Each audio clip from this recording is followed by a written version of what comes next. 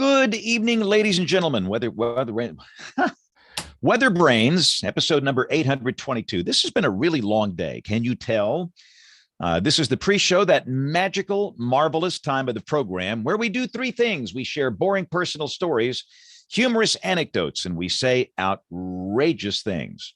If I can get my mouth working this evening, if you want to get right to the content of the actual show, move the slider over about 5 minutes. We're doing this again on the 18th of October. What a great time of the year.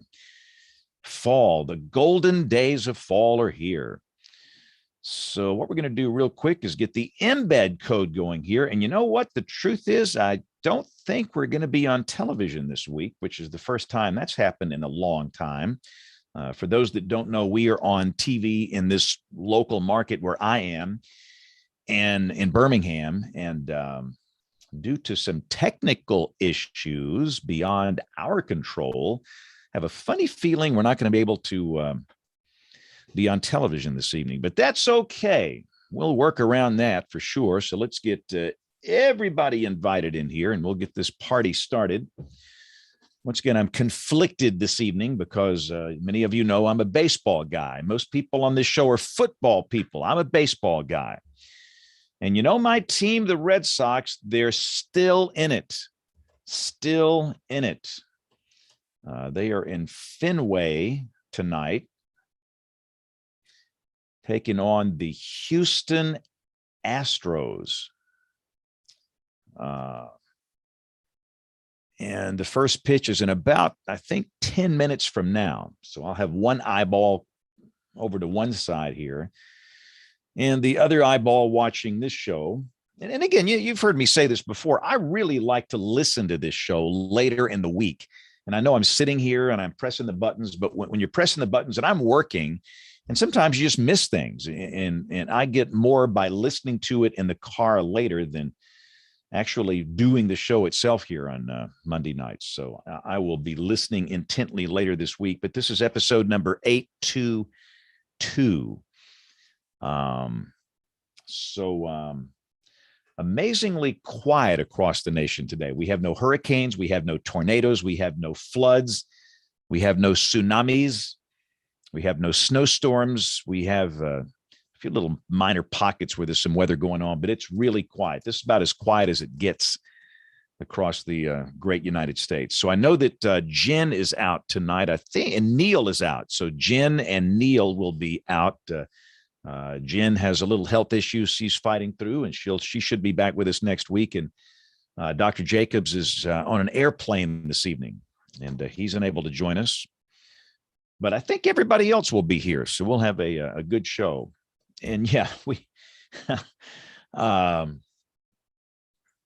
we've had some technical difficulties at the place where I work yesterday and today that are quite severe.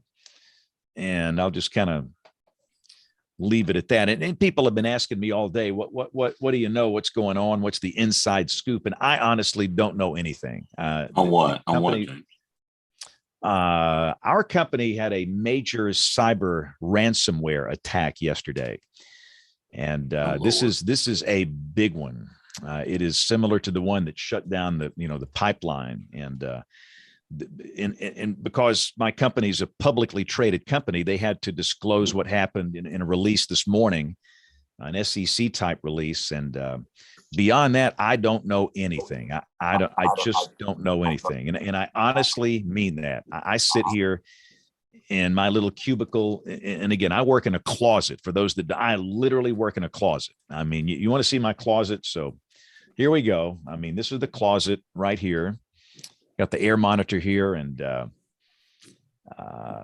so I am very fortunate to have an independent network back here, so I'm not directly affected by that. The weather graphics were not affected by that. My part of this operation went on just fine today, but it has been a major struggle. There was a lot of activity today.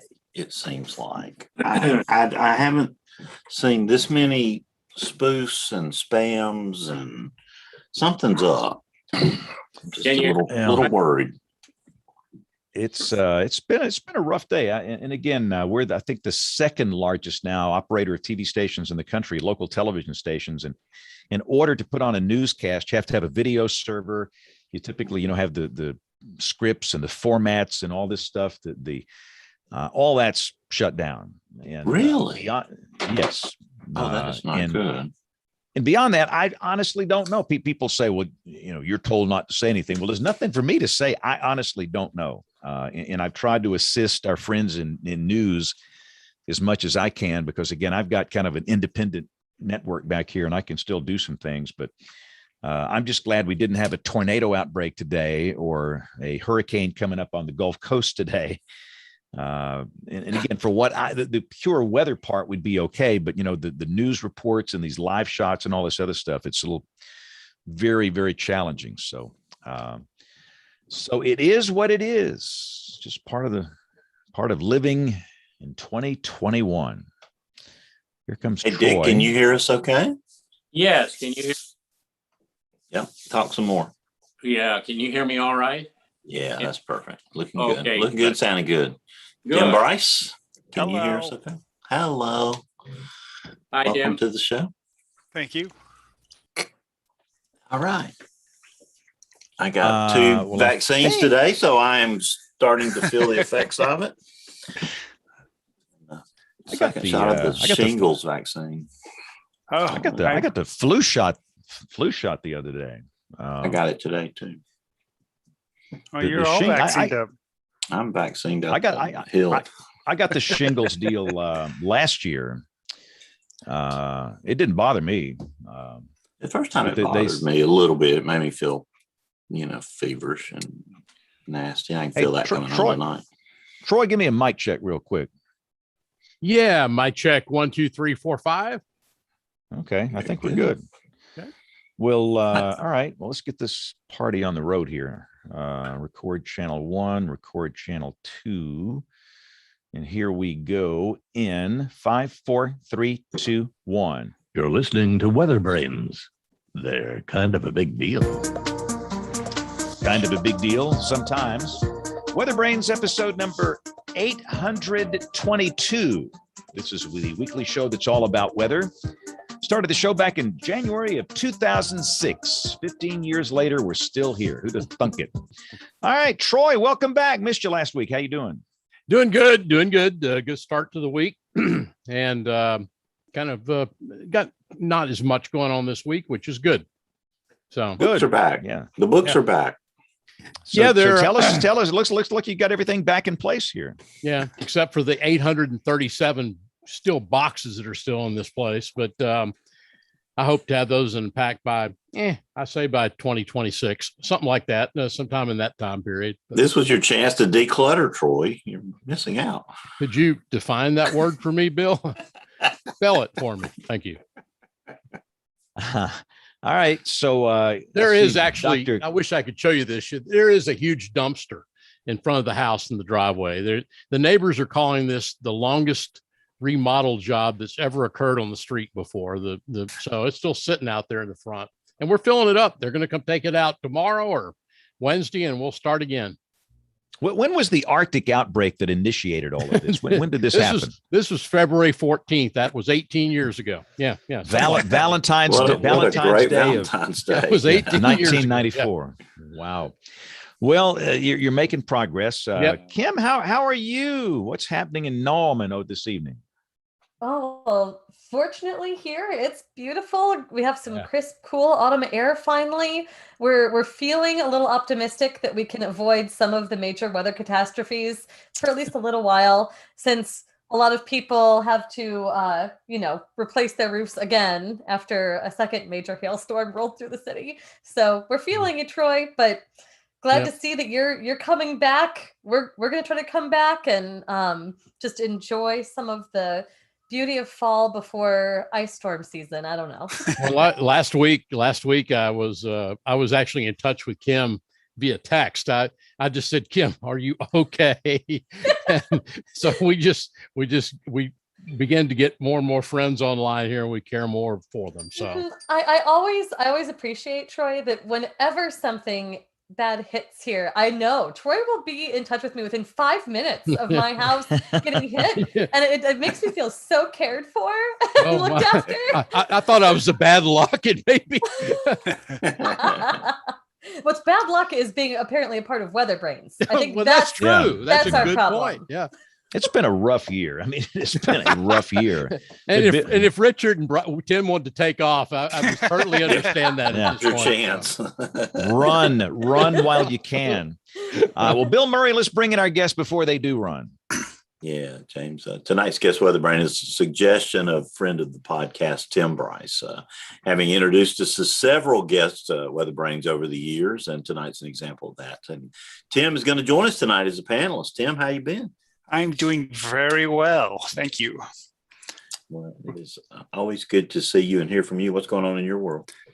Doing good. Just doing my thing. I help out with the National Weather Service School Outreach Team. So we're geared up for another great school year of teaching kids about the weather virtually. So I think the team's got like 10 or 12 presentations this week. Luckily, I don't have any of them. So we've got a great team in place. It's lots of fun. There you go, James Spann. You've inspired a whole army of cottage school industry. educators.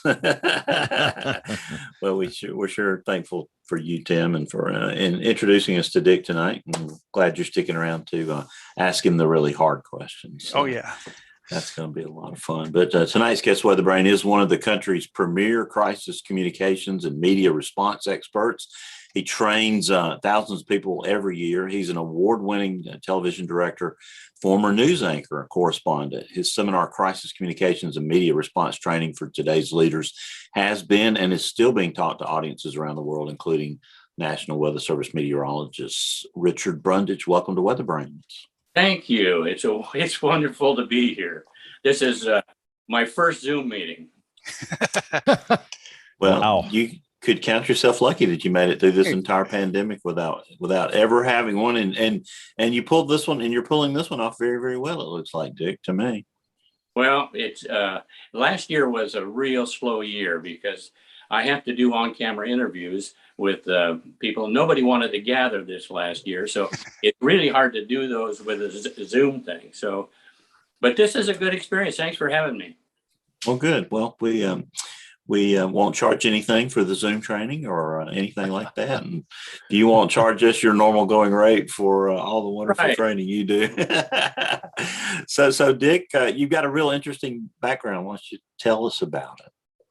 Well, I grew up in Montana, a little tiny town. We had one stoplight. They took it out. Nobody was coming. And, and I started in radio when I was 16. And then I went into television, and all of a sudden along came Vietnam. And I went to Vietnam, did 2 tours over there, and came back and went into television. And totally by accident, I got into crisis communications, because I don't think anybody goes to college to get a degree in crisis communications, maybe communications.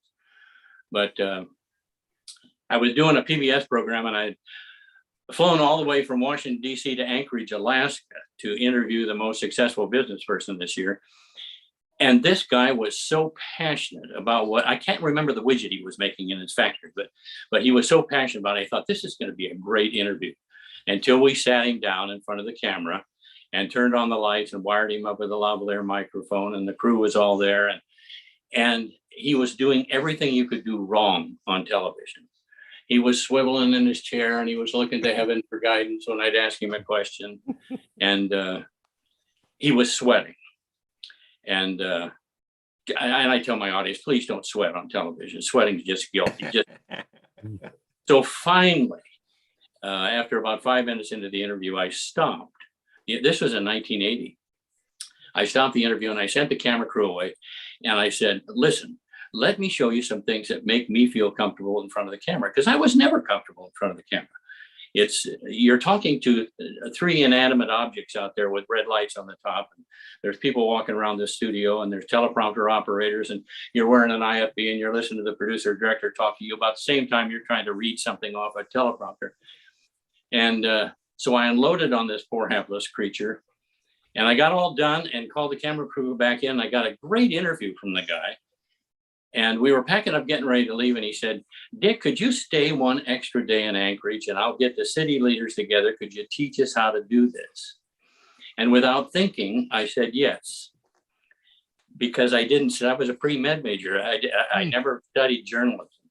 So I had to stay up all night in my hotel room making academic candles on things that I instinctively knew. And the epiphany for me is what I was talking about the next day came from my heart, not from my head. And it's just been a joy. This is my 40th year of traveling around the world teaching this seminar. Who knew? Yeah, I'd say it's been a big success for sure. And somewhere along the way, someone said to you, this is sort of a ministry. Talk about that story and how that came to be part of what you do, Richard. I teach every year at Azusa Pacific University, a large Christian university down in the LA area. And probably 25 years ago, I was teaching my first seminar there to the chancellor and the various deans of the schools on campus. And one of them was the dean of school of theology, Dr. Kevin Manoy, and we've since become good friends. And right after my seminar, he came up and he grabbed me by both hands and looked me right in the eye. And he said, you realize this is God's ministry for you, don't you? And I said, well, I do now, sir. So it has truly been a blessing to teach people, particularly scientists, meteorologists. I have more fun with them because they're scientists, they're left brain people, and they have to have facts and so forth. And so a lot of their responses come from their heads. And it's nice to get a scientist and bring them down to their heart and just talk in a conversational tone. I remember, I mean, you meteorologists, you're just fantastic. You have these wonderful names for clouds, like alto cumulonimbus stratus lenticularis. And I mean, it rolls off your tongue so easy. But they're just a joy to teach. And I think the last time Jeff introduced me out at the National Weather Service Training Center, he said, Dick Brundage is one of our legacy teachers now. He's teaching children of meteorologists that he taught some 30 years ago out here. I said, thanks, Jeff. I feel real old. So how did you get into working with the NWS too? Well, they were here. And I think I taught my first class when they were down on Hardesty Street in Kansas City before they built the National Weather Service Training Center out at the airport.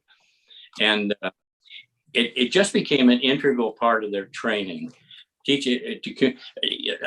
Scientists, you have all the facts and you have all the science behind you. And I tell my audiences, you can have all the intelligence in the world, but if you can't communicate it, you really have nothing. And then Einstein went on to say, if you can't say it in simple terms, you don't know your subject well enough. And I teach the 12-second soundbite, which is very hard for scientists to stick within 12 seconds and tell their story. So Tim, you have benefited from a lot of Dick's training, at least a few times. Talk about what it meant to you and what you took away from it. So it's great training. The National Weather Service I've gotten to go through different courses at the National Weather Service Training Center. And a couple of those times Dick was there and he'd been an invited speaker. And it's just, and I have a journalism degree. So, you think I would know better, but good heavens, just sit there and listen to Dick tell his stories, and then the passion that he has, and then the skills and abilities that he kind of lays out for you. And I'm not going to say tricks because that's not quite the right word, but the different tools that you can use to help communicate better. It's one thing to have a reporter that you're, it's a friendly piece about, the rain or the snow or something, but it's a lot different when you have a reporter who's, looking for an answer, a hard answer. And sometimes you have to give the answer the way that best fits you. And they have their agenda, you have your agenda, and you want to make sure that you get your agenda across. And part of Dick's training is to help you communicate what needs to be communicated and communicate how it needs to be said, and just to better, like Dick said, we have a lot of the facts and the figures, but without the ability to communicate them and communicate them with passion and excitement, and just to show people that we're actual human beings. A lot of times it either goes too long. I remember when I was in journalism school and you were interviewing somebody and you were going like, how am I going to get any kind of thing, this out of this? I don't know if I can chop it out, because they just kept talking and talking and talking and talking. There was no break in there. And, one of the things that Dick says is that, those 12 seconds, 15 seconds, stop, so that they can have edit places to put in there. And it's just little things like that that help me communicate better, but also helps the reporter or the TV personality to do their job as well. Yeah, we had Dr. Neil Frank on a couple of weeks ago, and he talked about, developing that. You could just hear the 1974 Neil Frank, 90 years old, sharp as a tack. Yep. And he still talks in those, when he was even answering questions during the show, it was almost like they were packaged for sound bites. And he laid so much knowledge and experience on us that night. It was very interesting to talk to him about all the historic storms. Did you ever get a chance to meet him, Dick? No, I don't think so. I think I've met all the MICs and all the warning coordination meteorologists in the National Weather Service at one time or another. And I go out sometimes and teach at some of the field offices. But no, I don't think I've met Neil. Well, he was an interesting character, and someone we treasured having on the show. But, so it sounds like you mainly, when you're training at the National Weather Service Training Center, you're dealing with MICs and WCMs. Kind of give us a little high level look at what you try to teach them, Dick. I teach them the two things that I think are very important for any time you respond to the media, but particularly in a crisis situation. The two things that people want to know is they want honesty and they want compassion. Those two things.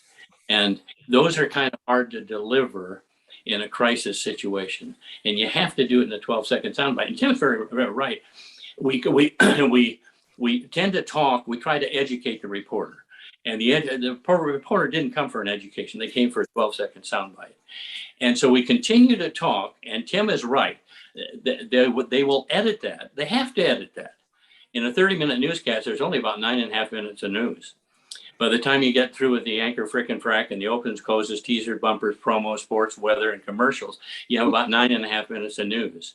And there may have 12 stories in that 9.5. So if you talk longer than 12 seconds, they're going to edit it. And you're going to get home and watch it, and you're going to say, well, yeah, I said that, but I didn't say it that way. You're the only person in a million people that night that knows you didn't say it that way. So if you talk in a 12-second soundbite, you're going to get your point across. Yeah, that sounds really good. Keep going. I tell a lot of stories, and I think people learn by stories. That's the way we passed on our clan history, was by stories. We didn't have dates. We had, Grandpa Heisey came to Montana and such and such. So we told stories. And I had a chance to work with Mr. Rogers from Mr. Rogers' Neighborhood on a couple of productions. And he was the nicest man I think I've ever met in my entire life. The first time I met him, he was doing the keynote speech. If you can imagine Mr. Rogers doing a keynote speech to about 1,200 men and women pediatricians from around the world. And he was the keynote speaker. He was an honorary diplomat in the American Academy of Pediatricians. And he also had his Doctor of Divinity degree. He was a Presbyterian minister. And you could have heard a pin drop in the place. And we had several cameras there. And I told some of the camera people, I said, turn the camera around and get me some headshots of doctors. So we've got some B-roll to edit with. And as I looked in the faces of some of these doctors on the monitor, I saw most of them crying. And it struck me like a thunderbolt what Dr. Fred Rogers was doing. He was reconnecting these physicians with the reason they became pediatricians in the first place. And like many of us, you go on and get your advanced degrees and so forth, and you kind of lose the real reason that you did this. And the real reason pediatricians became pediatricians, because they love kids and they love well kids. And all he was doing was reconnecting them. And the reason I say that is because I don't think we have any greater responsibility as meteorologists or physicians or anything that we do than reconnect your audience with why you're doing something. Why are you doing it? And people love stories. I read the follow-up story to Mr. Rogers is, I don't know if you remember Coco, the 800-pound gorilla that learned a bunch of sign languages, and the trainer was with Coco for 15 years or so. And her favorite program was Mr. Rogers' Neighborhood. She would watch that in the morning, and then they would sign about it. And the trainer said, I wonder if Mr. Rogers could come out and see Coco. So he said, sure, I will. So they went out and he walked in the enclosure with the trainer, and this big gorilla came over and picked him up and set him on her knee and took his shoes off. Because you remember Mr. Rogers, the first thing he'd do, he would come in and take his shoes off and put his slippers on and take his coat off and put his sweater on. And then she signed, I love you to him. And what a piece of interspecies communication, totally unprompted. And everything we do is communicating. The way we eat, talk, walk, sleep, listen to people. We're communicating all the time. And one of the gifts of communicating that Dr. Rogers had, and one of the things I see, a real leadership trait, I think, is to listen to understand. No, don't listen to respond. Yeah, he had a really tall job too. A lot of times explaining to his young audience some very difficult subjects. Yes. And he would take them on head on. Yes. And I think he was a source of comfort for children. I loved the American Experience about him and also the movie. I think Tom Hanks played the lead. Yeah. Didn't he? Wonderful movie. And that Coco story should have been in there. That one shouldn't have made it to the cutting room floor. That's a great story, Dick. Yeah. Well, it's just been an incredible journey, traveling around the world, teaching all kinds of people. We were sitting in Dubai. I had done a 2-day conference on communication for a group of leaders in the Middle East. And the last day they took us out and to an oasis out in the desert, and they spread out a Persian rug and they had food, and I'm sitting next to the one of the presidents of the Bank of Pakistan and Arshad Khan, and he looked at me and he said, Brundage, look around here. There's a Jew, there's a Christian, there's a Muslim, there's a Hindu, and you know what? We're all pretty much the same. We all love our families, and we all call our gods by a different name. But we love each other.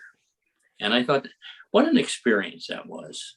And there's been so many more like that just around the world. And I don't know how long the Lord's going to let me keep doing this, but I'm in my 40th year, so I'm going to keep on traveling. And things are starting to pick up now. Yeah, so I guess you had a year sort of on the sidelines. Is it beginning to come back now, too? Yeah. And people are starting to schedule seminars again. And it's rather odd because in this past year, communicating in a crisis is what people were trying to do, but nobody wanted to gather. So it was kind of a strange dichotomy.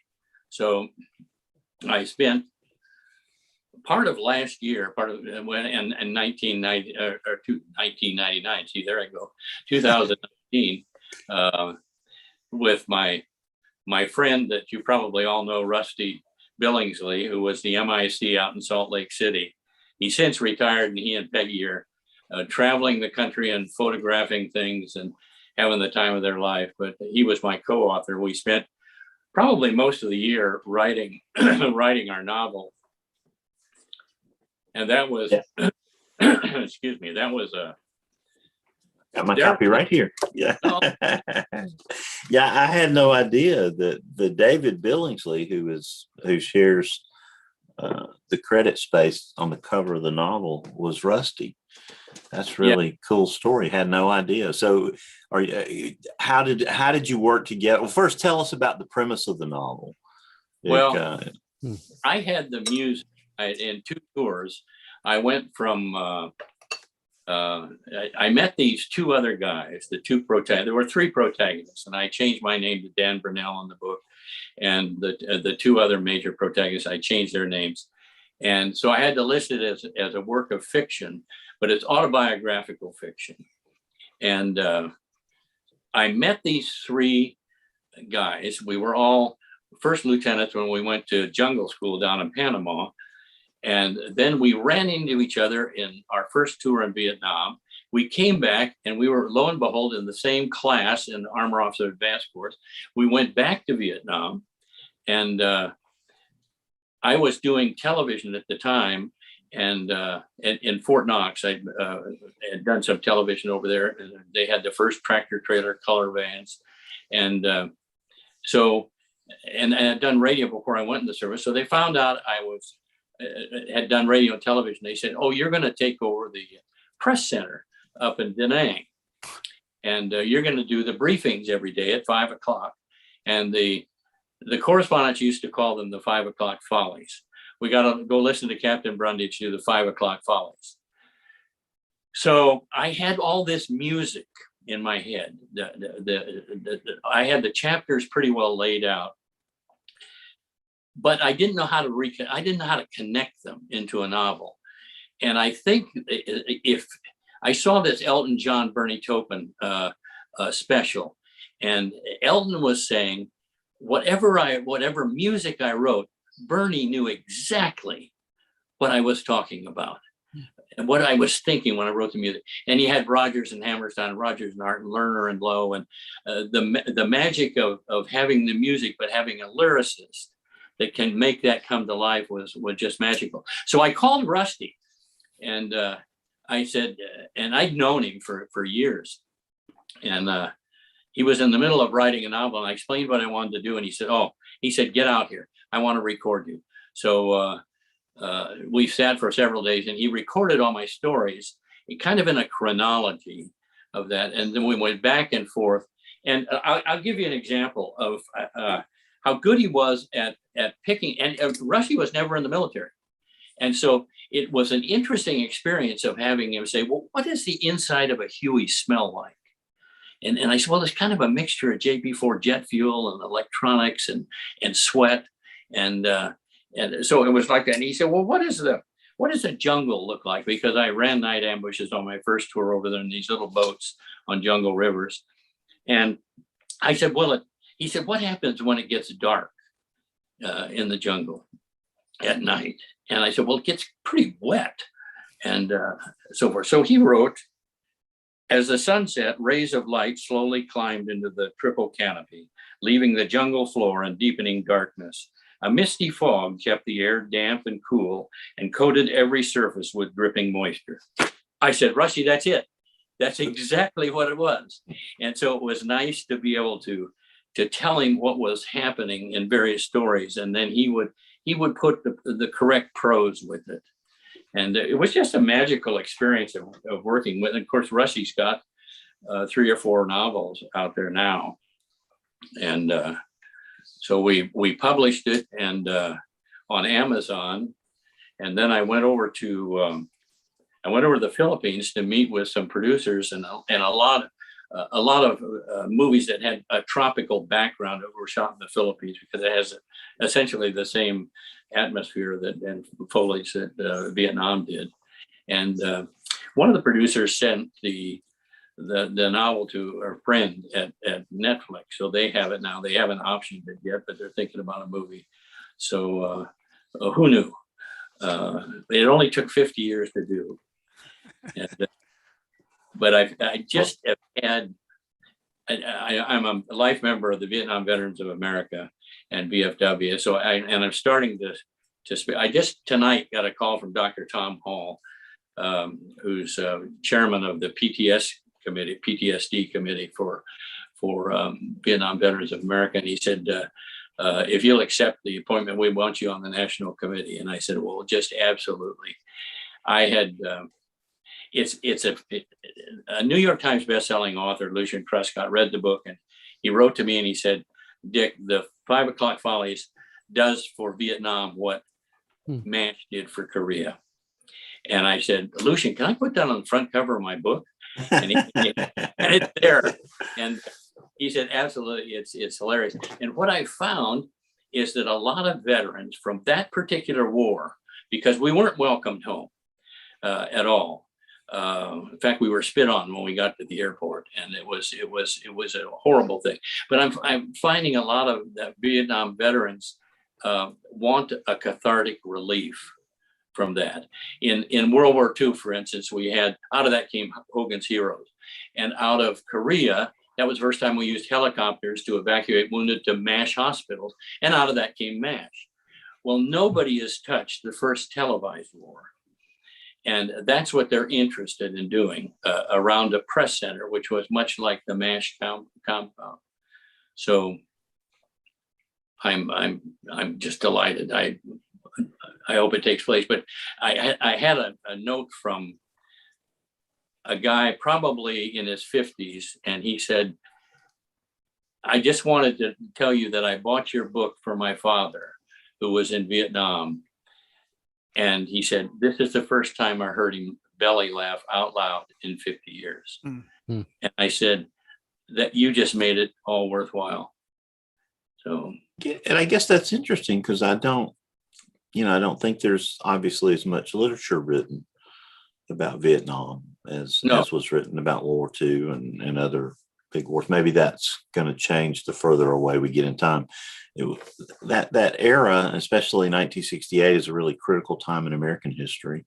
Yeah, a lot of crazy things happen, and we think the world's kind of pulling apart here today in a lot of ways, but it was really pulling apart in a big way in 1968 with all the things that were going on. So, were you here or there in that time frame too? Well, I was over in Vietnam 67, 68, and then I went back for 69, 70.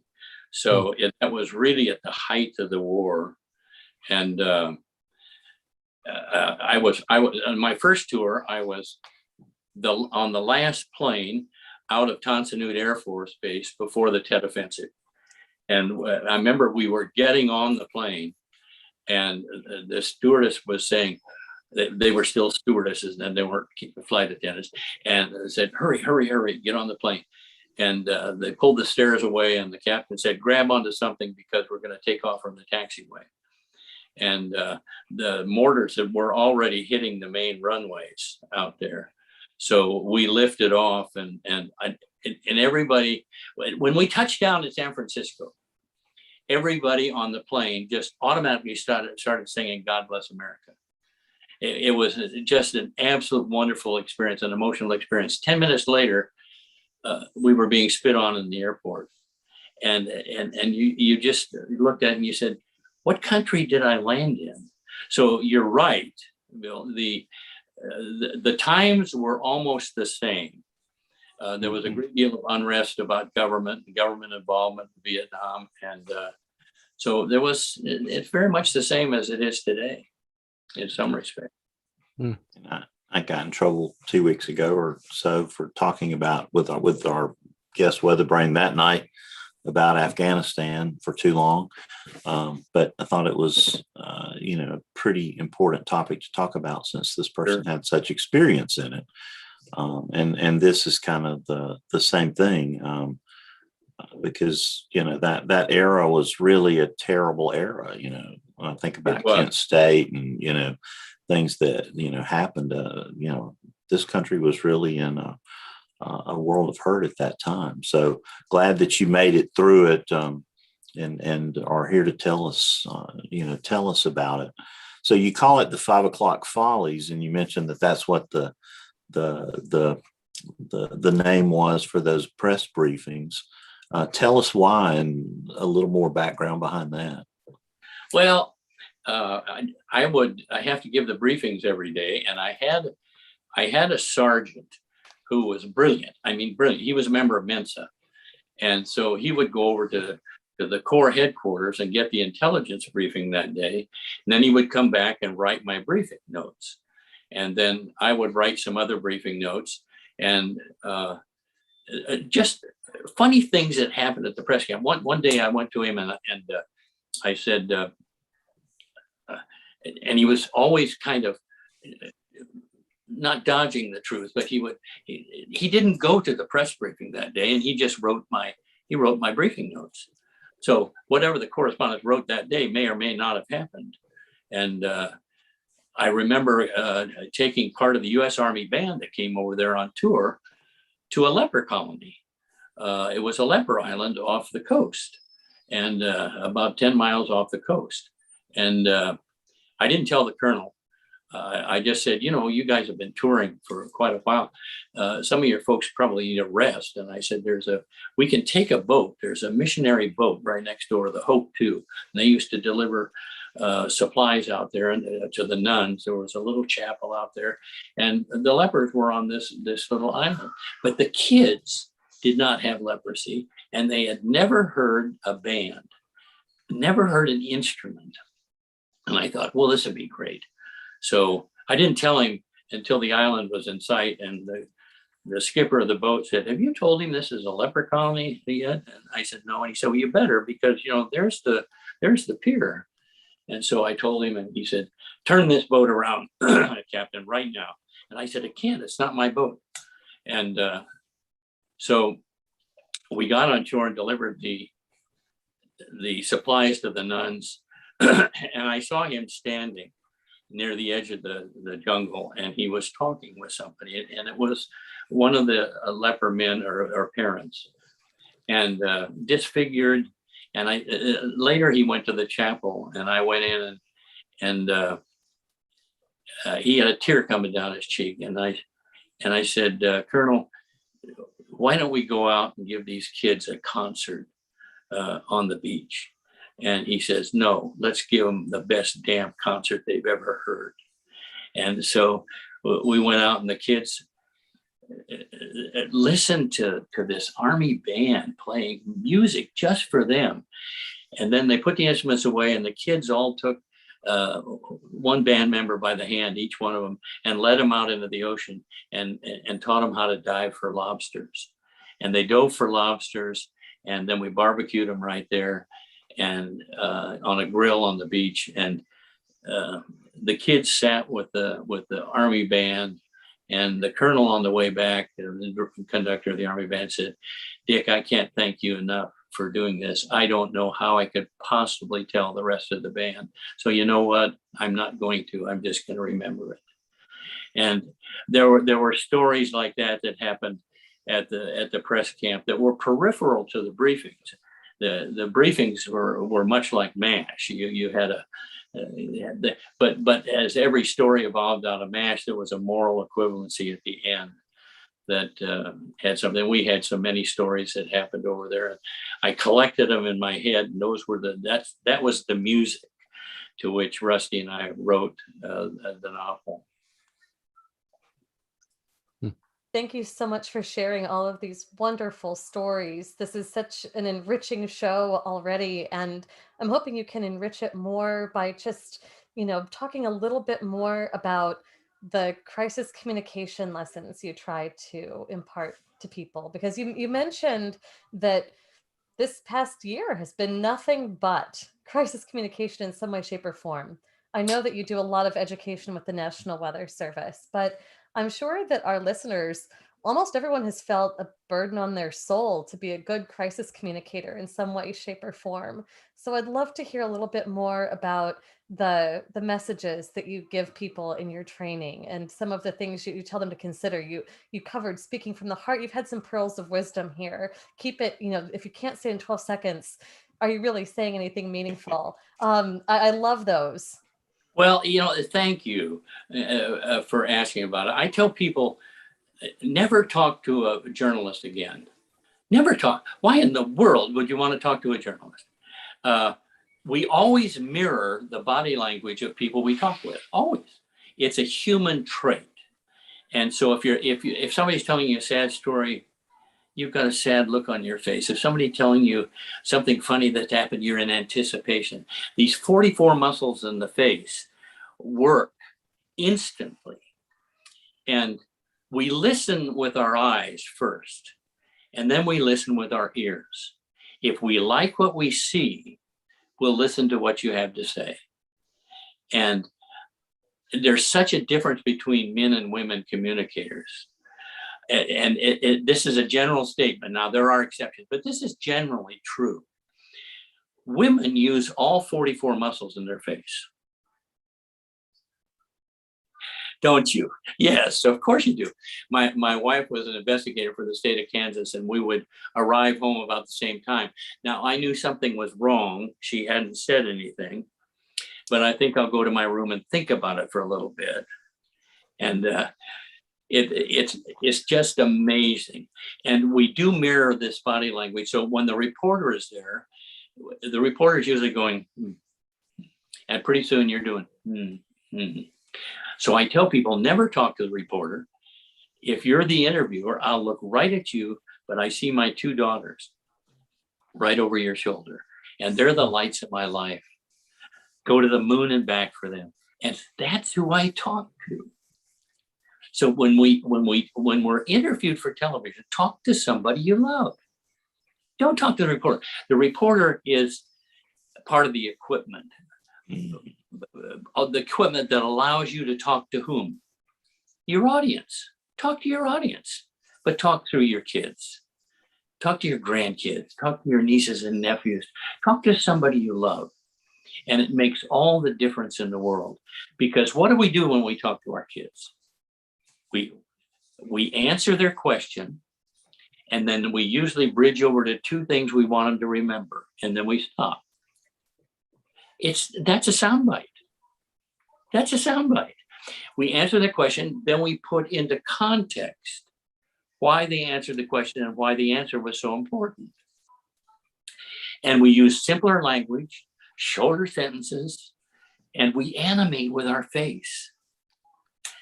And the studies that have been done, Purdue did one, I can't remember where the other one was, that the 44 muscles in the face, 1/20th of a second before you speak, the muscles in the face have already transmitted the message. And how many times have you said to somebody, I knew you were going to say that?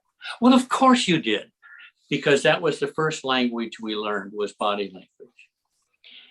As soon as, when you were a baby and your mother or father held you up like this, they looked right into your face and they looked at your body language. That was the first language they learned.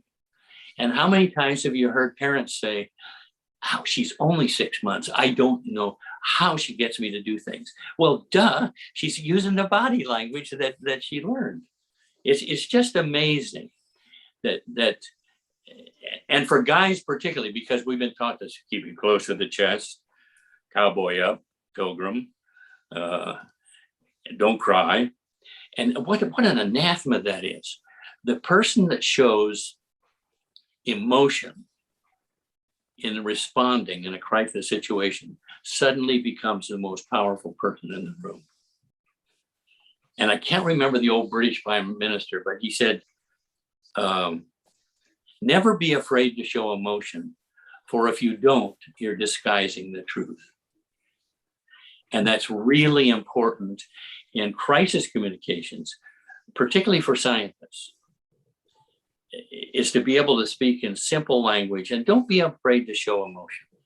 You know, emotion is the truth. Emotion comes from the heart, not here. If you talk from here, from the head, you can get sued. That's where we keep all our plans, policies, and procedures. But if you talk from your heart, it's how you feel about something. You're terribly smart people. Meteorologists are terribly smart people. People don't care how smart you are until they don't care until they know you care. They don't care about anything else. So I'm curious to follow up on that. A lot of the communication that's done today doesn't necessarily involve this interpersonal interaction you're talking about, the reading of the face and right. And you know, all those wonderful 44 muscles of the face. When you're on a medium like Twitter, people aren't going to see that. Can you talk a little bit about your feelings on the social media era, and if you have any thoughts on communicating effectively? This is the most dangerous thing we have right here. I tell people, if you want to be brilliantly misunderstood, text somebody. Right? I mean, how many times have you texted somebody and they will call you within 10 minutes and say, what are you so mad at? Well, I wasn't mad, but they will interpret the sentence because there's no emotion behind it. And kids today have got this deficit disorder through these things. There's no emotion, there's no biofeedback. And when you get a like or a love symbol from somebody, when you posted something they really liked it, it releases that endorphins in the brain. It releases that chemical in the brain, the dopamine, which is the same kind of chemical you get from any kind of drug addiction. So what we've created is a group of addicted children. The worst thing you can do when the kids are acting up in the back seat is to hand them your iPad or iPhone. You might as well just hand them a syringe full of drugs. We've been taught, I think, to achieve so much that we've forgotten to teach how we communicate. And communication is what it's all about. I don't mean to interrupt but I want to say that as meteorologists, I think a lot of times we need to be storytellers. Oh, yes. Yes. You need two sides to your, and I've told this, you go to a National Weather Service website. Now, I don't know what a composite radar image is with the loop, and so I don't know that. So there ought to be a professional side, I think, and there ought to be a consumer side. But I want to see what the radar is, and I want to know what the forecast is going to be for the next 7 days without having to go through the dialogue of the frontal boundary that's precipitating the nimbus clouds and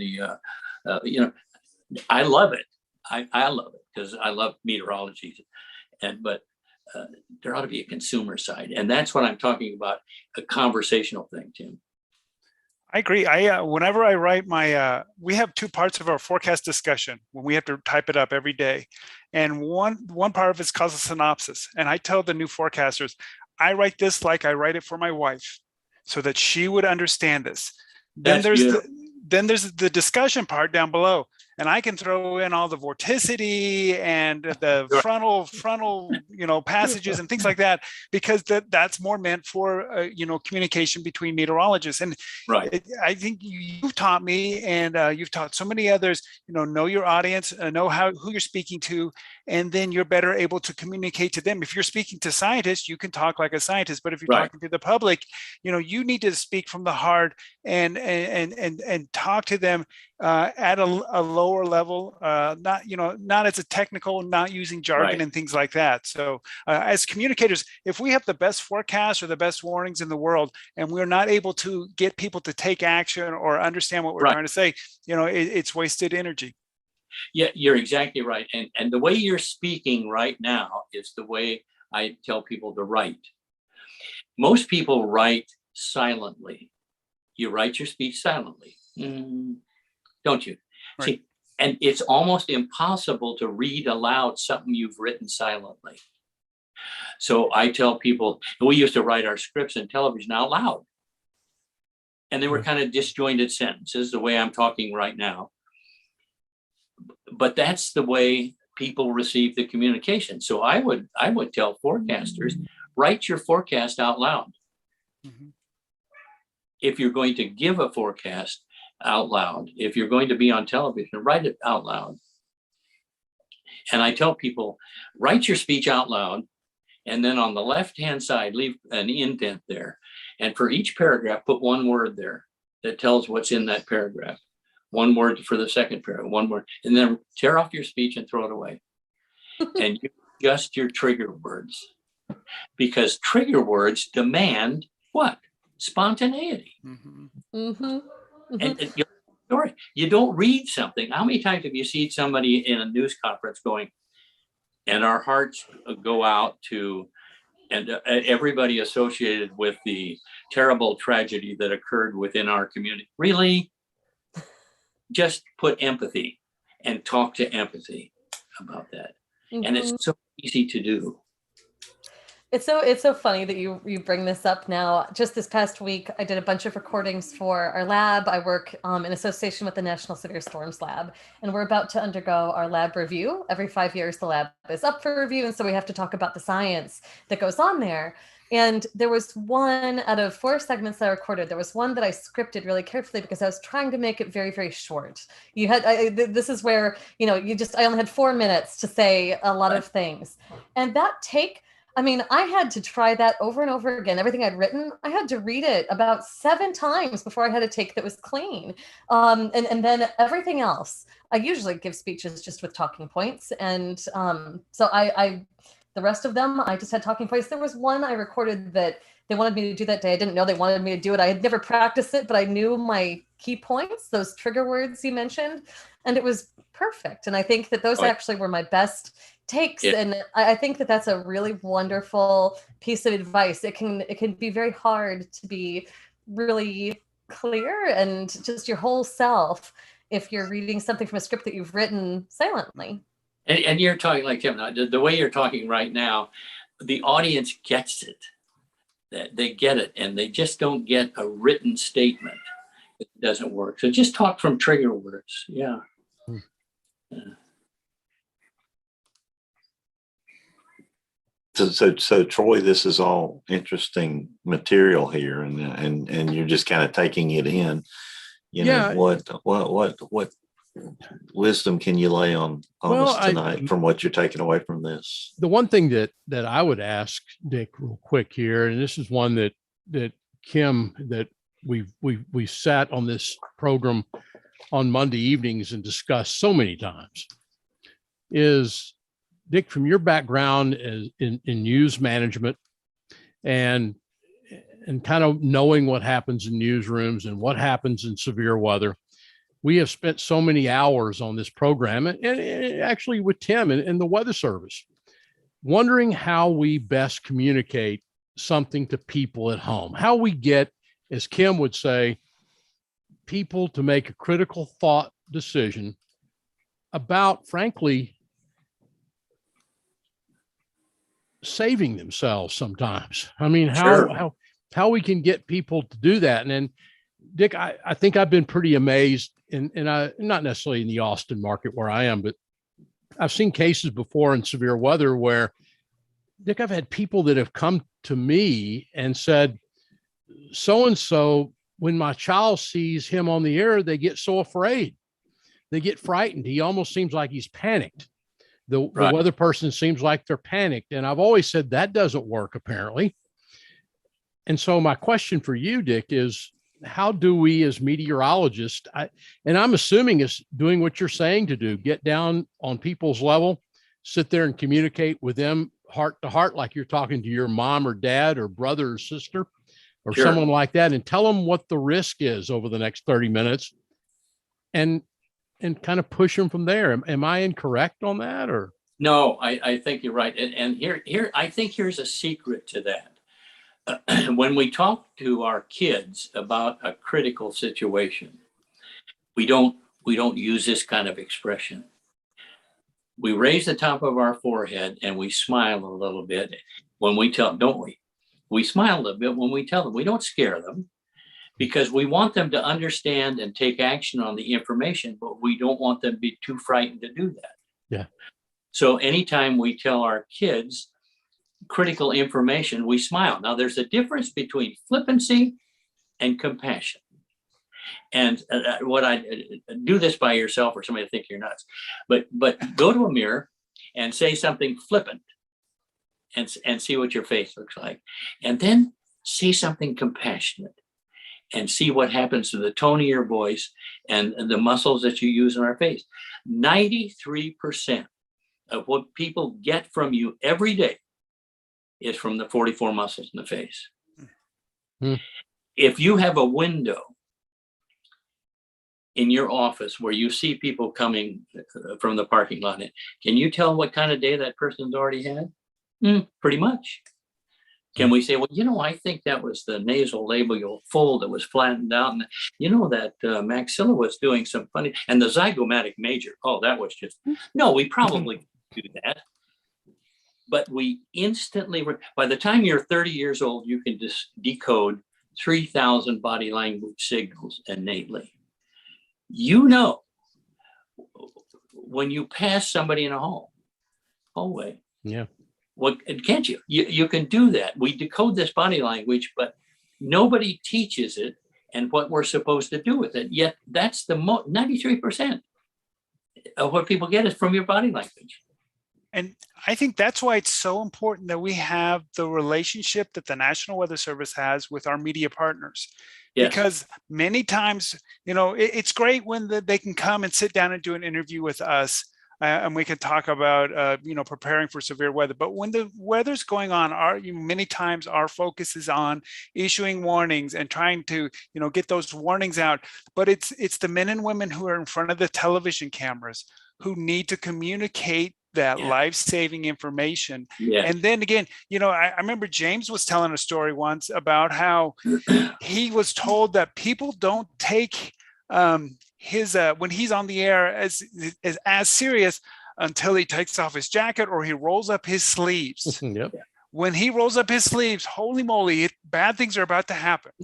And so, I think in the Weather Service, we sometimes have, we don't have that face-to-face communication. Now, I am excited because we are begun experimenting with like Facebook Live. And I love doing those because I do get to sit there and just talk to people about the weather that's going on and things like that. So I completely get that. But so many times we are behind that, that kind of wall where we're issuing the warnings, and it's our partners in the media that help us get that message out and communicate it.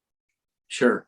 And there's little things like, rather than saying the citizens and so forth, which is third person impersonal, you say all of us in the community. Mm-hmm. And this is a very drawn in gesture, very personal gesture. And you're not bricks and mortar. You're not a Doppler weather radar that's out there. You've got families, and you go to church and you eat in the same restaurants, and the ability to just communicate that, but do it with your face. So I would say the next time you do a forecast, if you're going to be on the air, do it to the mirror first. I watched Universal Studios used to be a client of mine a long time ago. And I once in a while, I would get to see an actor preparing for a scene, and they would go to the mirror and perform that scene for the mirror without talking. They would just use their body language. And when you think of somebody like Anthony Hopkins, who's a great Shakespearean actor, but he'll always be remembered as Hannibal Lecter in The Silence of the Lambs. He was only on screen 15 minutes in a 2-hour motion picture and won the Academy Award.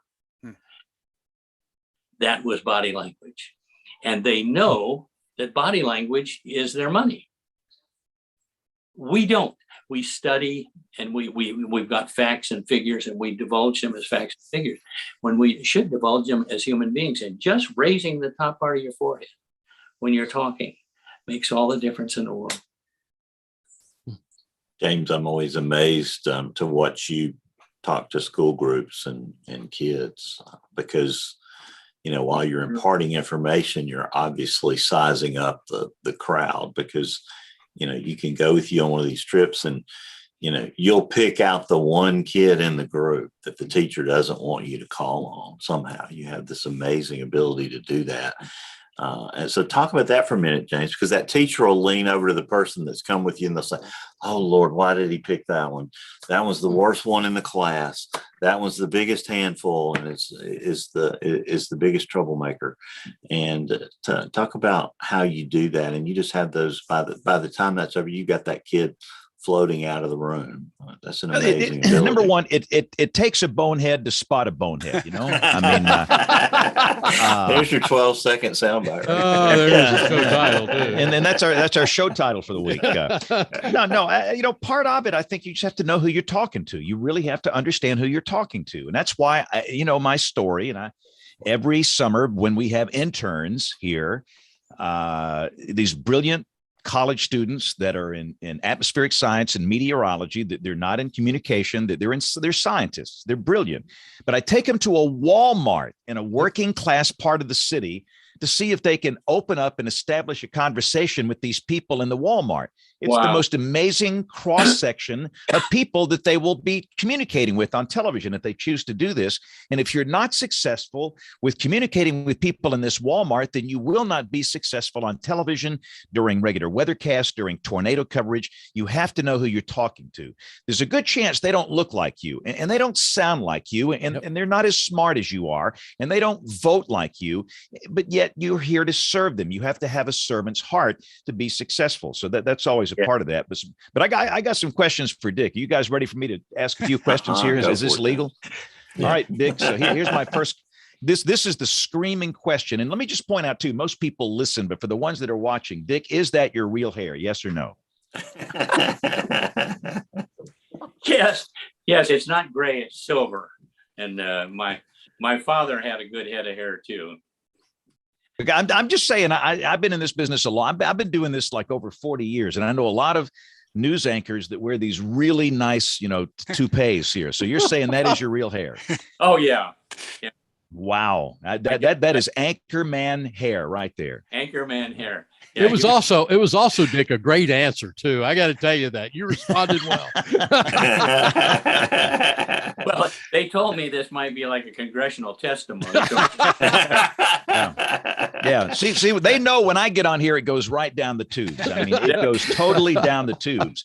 So you talked a lot about, the muscles in the face and your body language, but for this show, for example, 3 out of 4 people listen. They don't watch, they listen. So what can you tell those of us in the weather business that communicate via radio, audio? Jen is not here tonight, but Jen Naramore is on radio. So you can't pull all those tricks when you don't see yourself. So to talk about communicating emergency weather information via audio only. Well, see, I wish I had your voice. You've got a great voice for radio. You've got that wonderful ups and downs. And the only thing you have in radio out of the 5 senses is hearing. And so taste, touch, smell, and those are gone. So you have to be able to paint with your voice. And I remember my uncle was the news director at the big Gene Autry station, KMBC in Hollywood, a 50,000 watt Clear Channel station. And when I was going to college down there, I would skip school sometimes and go listen to him do the morning news.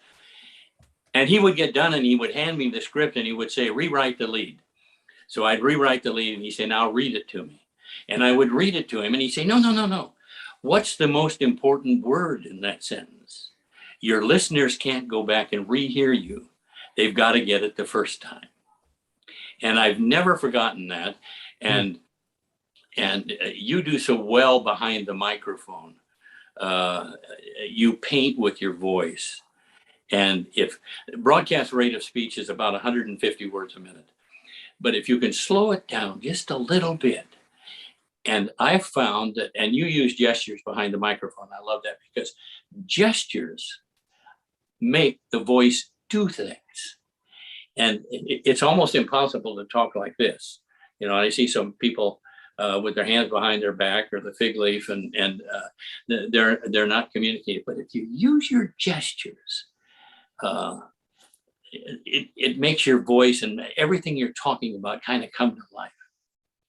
All right. So Dick, I want you to grade TV weather people today.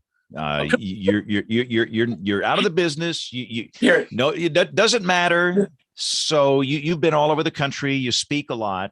You have to watch TV news. I mean, come on, you were an anchor man. I mean, I bet your home smells of rich mahogany and you have many leather-bound books.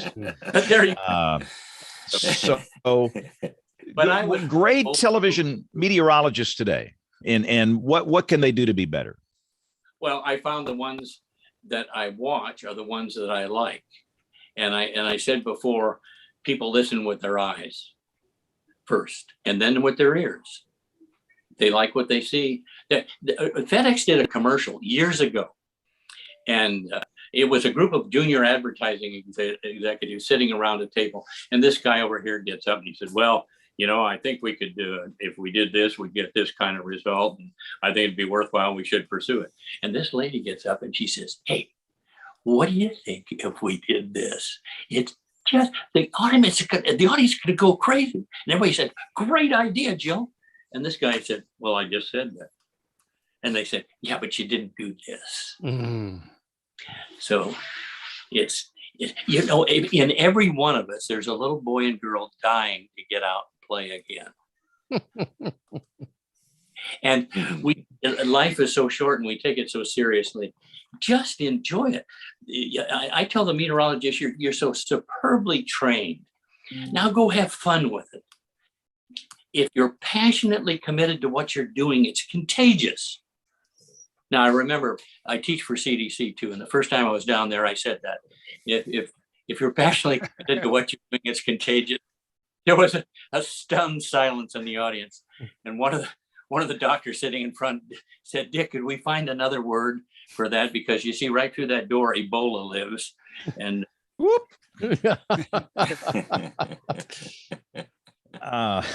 So let's go back to social media. I mean, you might not like it. You might not like it, but it is what it is. I mean, look, let's be honest. People, if they want to know what the weather's going to do, they're not going to wait until the late news comes on. They're going to go straight to their phone, and they're going to look at some app or whatever, or they're going to go to Facebag or Twitter or the Gram or TikTok, and some people live over there. So what's your advice for physical scientists that have no real training in social media, that are trying to figure this out in the dark with no background? What's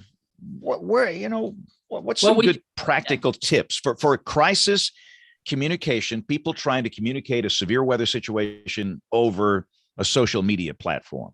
Number one, talk to your kids. Just talk to your kids. Don't talk to adults. That's a terrible thing to talk to an adult. Talk to your kids and watch what happens. We use shorter sentences, simpler language, and we do it for one reason. What's the one reason we do it? We want our kids to understand and appreciate what it is we're saying, right? What's the difference with your audience? Do you want your audience to understand and appreciate what you're doing? Talk to the kids out there. It's so simple that I think we overcomplicate it. We have a tendency to overthink everything. And the answer is here. We used to say the enteric system was the early brain, the gut. Trust your gut. I have a gut instinct. And then we thought it went from there to the brain. It doesn't. It goes to the heart first. And the heart gives off a lot more electromagnetic energy than the brain.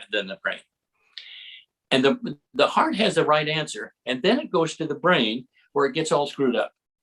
Because we put filters on it. Is this politically correct? What if I say this? Yep. Who am I going to offend? And so forth. So by the time you open your mouth, it's not really what you wanted to say. So just say what you want to say. Say it honestly and say it with compassion. I think one of the beautiful things about getting old is the fact that I don't care anymore. It's like, I don't care. Go ahead, Tim. Go. One of the things that I noticed with Twitter, I enjoy Twitter just because it's real time and it's very fast paced. But when I was teaching teaching weather service offices how to communicate via Twitter, I said, back then it was 100. You had 120 characters, and I said, you cannot put the word cumulonimbus into a tweet. So it forces you. And I said, you know what? If you've got a tweet, write it out, and then chop out half the words and write it out again, and just get it down. Just like Dick was saying, get it down to simple language that you can communicate it to. Because and in that particular medium, it forced me to learn to communicate differently and more efficiently and using simpler language. So in that way, I really enjoy Twitter. It really helped me, modify how I can communicate through that particular medium. And then again, like James said, each of those different social media platforms, you can't take a tweet and cut and paste it and put it into Facebook and things like that. You have to understand the audience is different with each platform. Sure.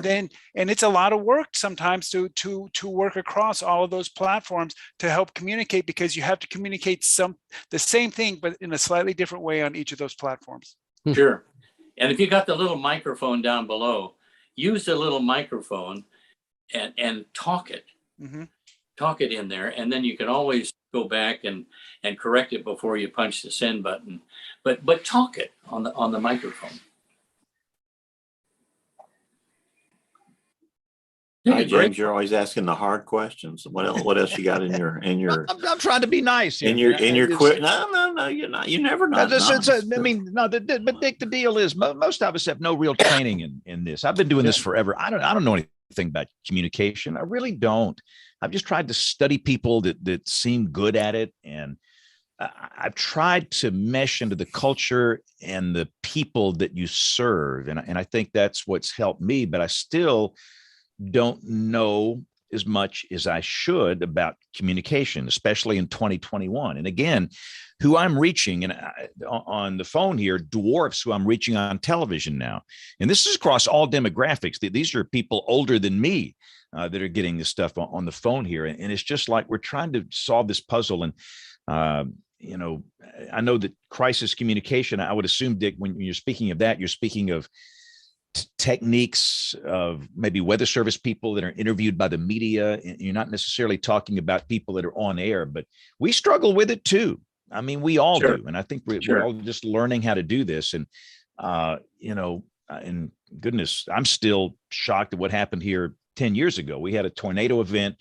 252 people died on my watch. And the warnings were darn good. 62 tornadoes. In some cases, the lead time was greater than 30 minutes, and all these people died. We screwed up.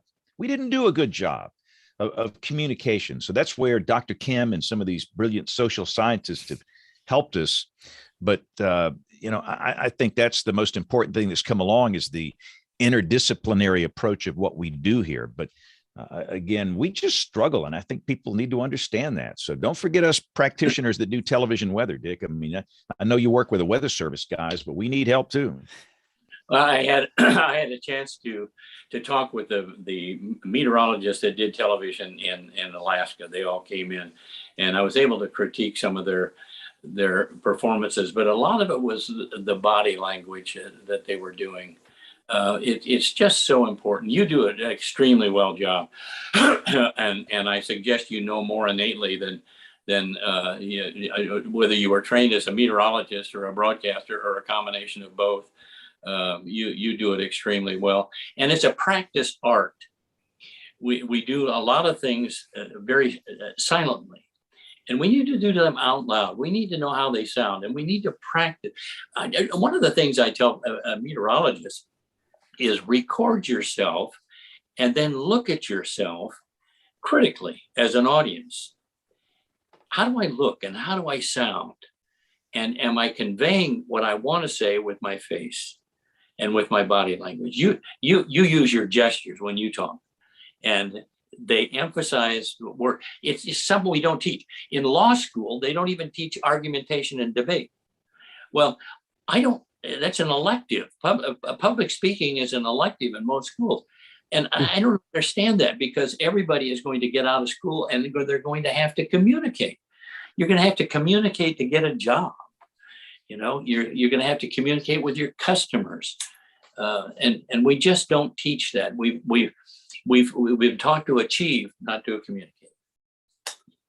So I've chased a rabbit here, Dick. So what do you think about the state of journalism today?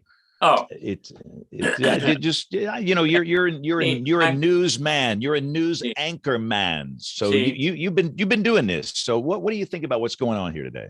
Well, it's just an anathema. Coming from the Walter Cronkite era, and when Walter said that's the way it is, October. Well, that's the way it was. But what Walter did that I thought was so amazing, he gave you the facts and allowed you the intelligence to make up your own mind. And I think that's one of the things the media does very poorly today. There's an agenda and a bias in all media, and it used to be subliminal. Now it's right on the top. And so if you don't do critical reading, somebody said, if you don't watch television news, you're uninformed. If you do watch television news, you're misinformed. And I think that's probably true. But I just see it. And again, I don't know anything about journalism. I know nothing about journalism, but I watch what goes on, and it just seems like everybody's got, they're doing advocacy. And like I said, I'm an old school guy where it was, unbiased. And now you have to choose which side you'd like to watch. Do you want to watch a right wing channel or a left wing channel? Right. And we've got in this country, I think there's so many of us that are in the middle, so many of us that have no voice. We have nowhere to turn. There's no source of information. These fringe extremists on the left and the right have taken over. They've got the pipes, they've got the loud mouths, and that's all people see. And I would suggest there's an ocean, a large majority of people that are in the middle where I'm a no-winger. I can't stand either one of these parties. No, I can't. We have no voice. We have nowhere to turn. No. You have to sort it out yourself. And I hate that. I ain't got time to do that. I just like to sit down and watch a 30-minute newscast that's not biased either way and move on. Give me the facts and let me decide for myself where I am. I'm a constitutionalist. And I think when Dr. Franklin walked down the steps of Constitution Hall to a waiting crowd who wanted to know what kind of government we were going to have, what kind of government did you give us, Dr. Franklin? And he said, a republic, if you can keep it. Yeah. And I think we have gone to what you're talking about. We've gone to the extremes where nobody wants to hear that voices, but you're absolutely correct. There's millions of us who are in the middle, who want to love our family, love God. We want to protect the republic, and we don't care about these things.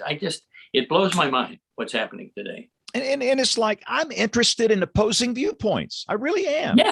I might disagree with you, but I'd love to hear from you. And these TV people just want to shut you down. If there's something opposed to what they're pushing, whether it's right or left wing, they'll call you down and shout you down, and you have no voice. So it's just I can't have a hard time watching it. And it's just, not good because I'm in the television business. You know what I watch? I watch the weather. And that's about it. Yeah. And I remember when growing up in Montana, my folks had friends that were Republican and Democrat, and they could talk. They could have a conversation without shaming each other or shouting down each other or so forth. And it seems to me like we're almost incapable of doing that anymore. Yeah, somebody's got to step forward here and take some leadership in that. Hey, I might disagree with you, but I'd love to hear from you. It's okay. Sure. I mean, I can post a picture of a sunset on the face bag, and they're fighting about Trump and Biden and masks and vaccination and boosters. It's like, guys, I just posted a picture of a sunset. But it's like when I was a kid, Bill Murray, you remember, it was live studio wrestling on Channel 42 on Saturday night. Right. What they did, they would, the whole thing, the 90 minutes, it was a promotional stunt to get people whipped into a frenzy, wanting to fight, and they're mad. But it's to bring them down to the auditorium where they have the live matches on Monday night. And it's to bring in the crowd and bring up the gate. And it's like somebody's playing us like a fiddle. It is like live studio wrestling in this country. And it's just really frustrating. And I have a hard time getting away from it in the weather business. Today, I can't even begin to tell you how many times I've been cussed out today. F-bombs, nasty stuff, because of this situation within our company where we've got a technical problem. We've talked about it in the pre-show. We've got a problem company-wide involving ransomware. And beyond that, I don't know anything about it. But this MFN guy works for this left wing or this right wing. What's funny that, one guy will say you're a left winger company, and then the next guy says you're a right winger company. And it's just like, gosh, it's so frustrating. So I don't mean to vent, but sometimes you have to vent. All right. We have to take. Dick, I've got a question for Dick real quick. I mean, go. You brought this up, Dick. I mean, I've said on this show so many times before that I think we, at least somewhere, has become lost the ability to critically think in this country. Am I off base here? No. We don't critically think, and we don't critically read anymore. Yeah.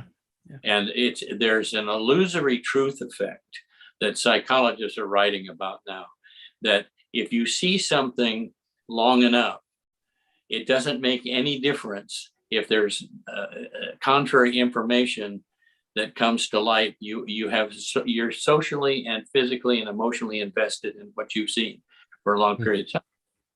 And I think that's happening a lot in the media on both sides. Can we get that back, Dick? Can we get back the ability to critically think? I think this nation has to get back to God. I think we've taken the 10 Commandments out of the federal buildings. We don't use the Bible to swear in our officials. We've taken prayer out of school. There's a school that now is going back to saying the Pledge of Allegiance, and all the things that I grew up with that made me part of God. And I don't think there's anything more important than God, family, and country in that order. And we have seemed to have lost our moral footing, and we're paying the consequences for that, right? And I really just think we have to get back to that. God's got a plan, and we're not privy to it, but I'm pretty sure that we're not playing on his team right now. And all right, so what we're going to do here is take a break. We're going to hear from Tony Rice. Again, Jen is off this week, but we're going to come back. And Aubrey, by the way, sent a note. She couldn't make it this week. You know, she owes us a 2-hour email segment. We've not done email in like 2 years. So if Aubrey is back next week, I'm going to give her the whole first 30 minutes to read emails because we have a bunch of them, and we're thankful to everybody that sent those in. So Aubrey should be back next week, but we're going to have Tony Rice and his astronomy report. We're going to come back and we're going to do a weather roundup, which shouldn't take too long. It's pretty quiet. We will do picks of the week. And so, Dick, we're going to warn you, you're going to have to come up with a good pick, preferably something weather related or communication related. And then we'll wrap the show up. So you all hang tight. Much more to come on WeatherBrains as the show rolls along. Looking beyond the atmosphere, here's Tony Rice with your Astronomy Outlook.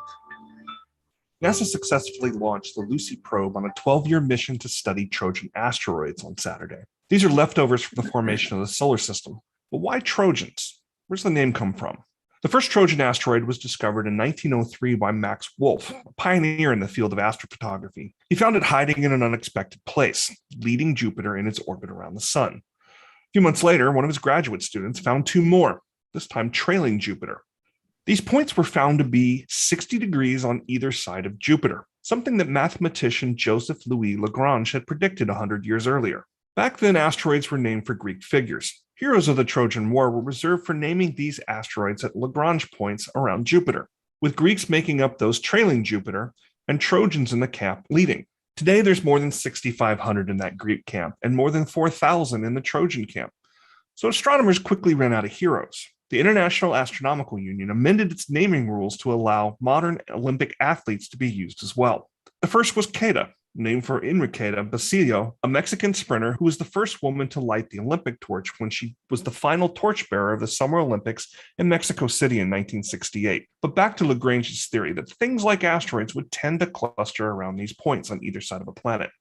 There's actually 5 numbered Lagrange points, 4 and 5 following planets on either side, along with 1, 2, and 3 that are in a line between the planet and the sun. Nature's been parking asteroids at 4 and 5 for billions of years, and NASA's been parking spacecraft at L1 and L2 for decades, because these gravitational hilltops provide incredible stability with minimal fuel to stay in orbit. L1 between the sun and Earth provides the Solar Heliophysics Observatory, or SOHO, an unobstructed view of the sun. You'll find images from the LASCO instrument aboard SOHO on NOAA's Space Weather Prediction Center dashboards.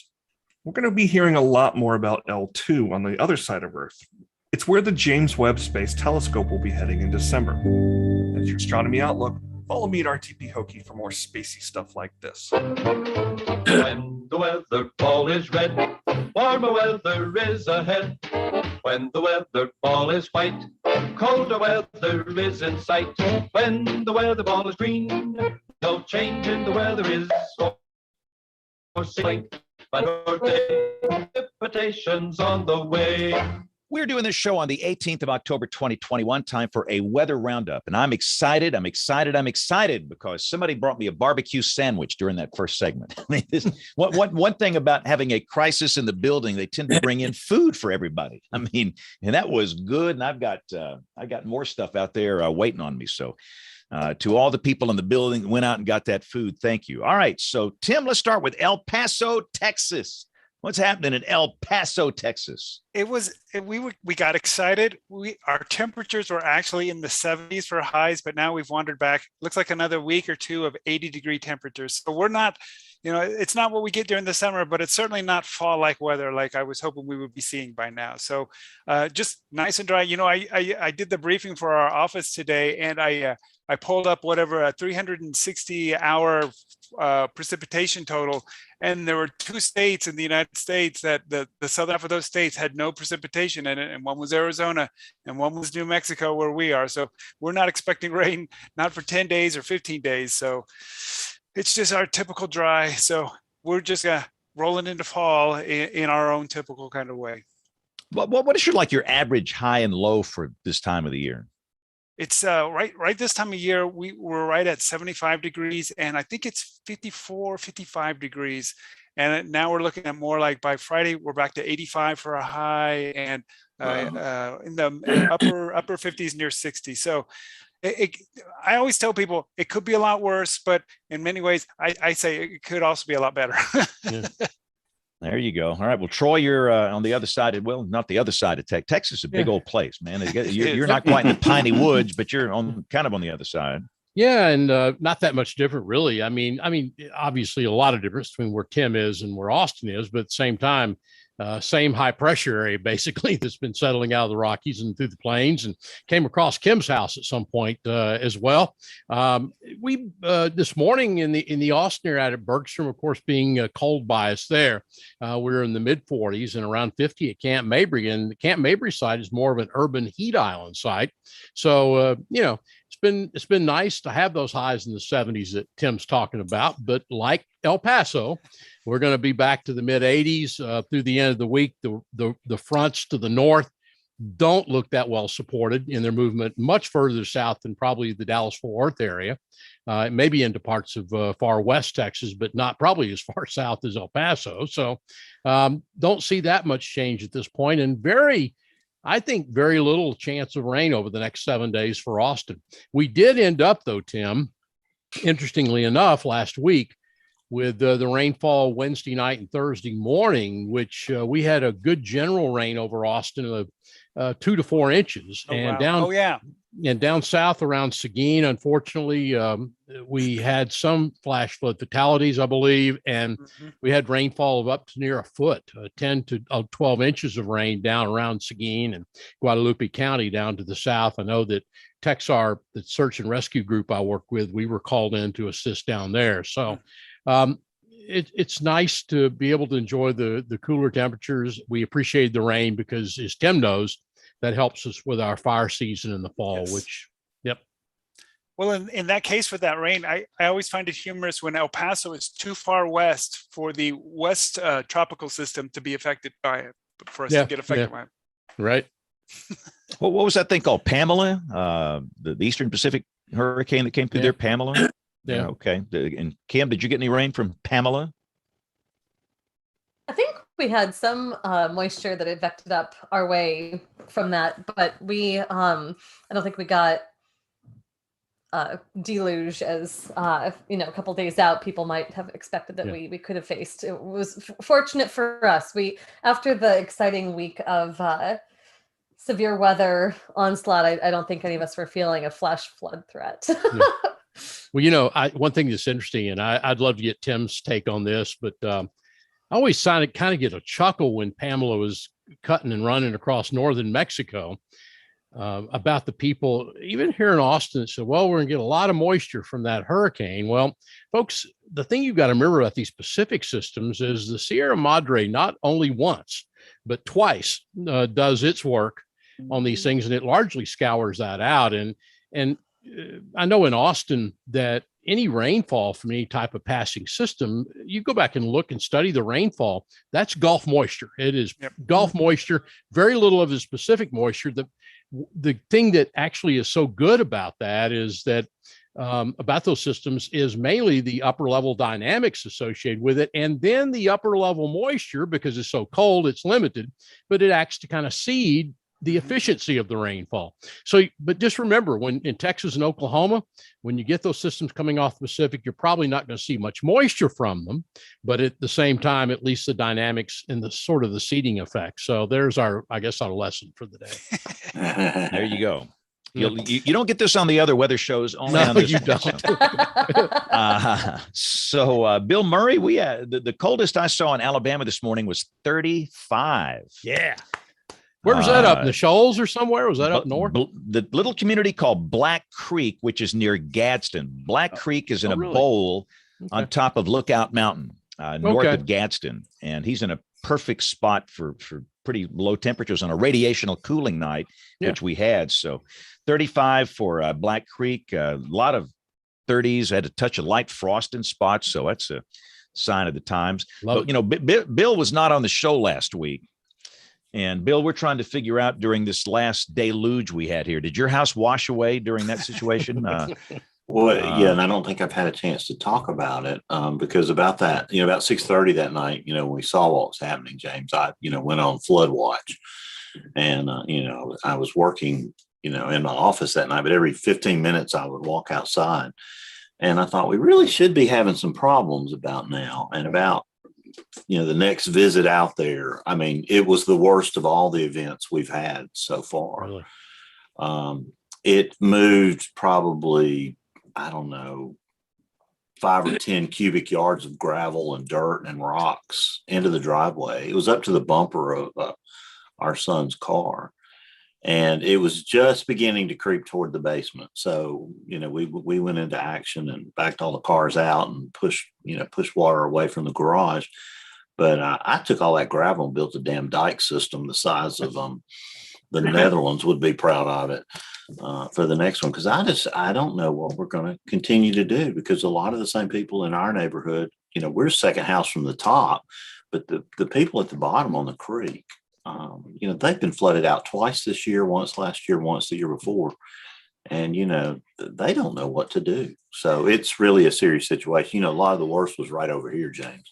Is that Bill more? Is that more due to urbanization in your neighborhood? I mean, is it just? No, because again, we're right at the top. Troy, okay. These houses have been here for 30, 40 years.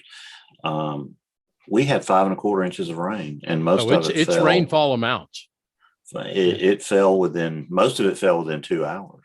Okay. And, we're just fighting it. And so I'm going to do a little more engineering, and try to, because we came through this one okay, but, I shouldn't be having to shovel, 10 yards of gravel back every 3 months at the rate we're going. So I've got the number for ServPro if you need them. I'd give it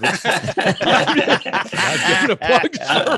I'm trying to keep ServPro out of it, but as I've told you before, it's frustrating to me because our insurance agent, doesn't want to sell us flood insurance. Yeah. And I think this is going to be a FEMA declared flood in Jefferson County. I would think, wouldn't you, James?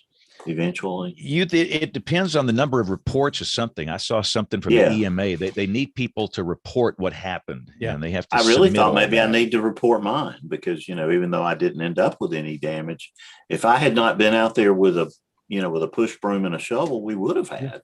And Bill, let me tell you that state of Texas, following the February floods, the Division of Emergency Management, state of Texas, encouraged everyone. They created a website, right, Tim? They had a website. Any type of insurance loss, please.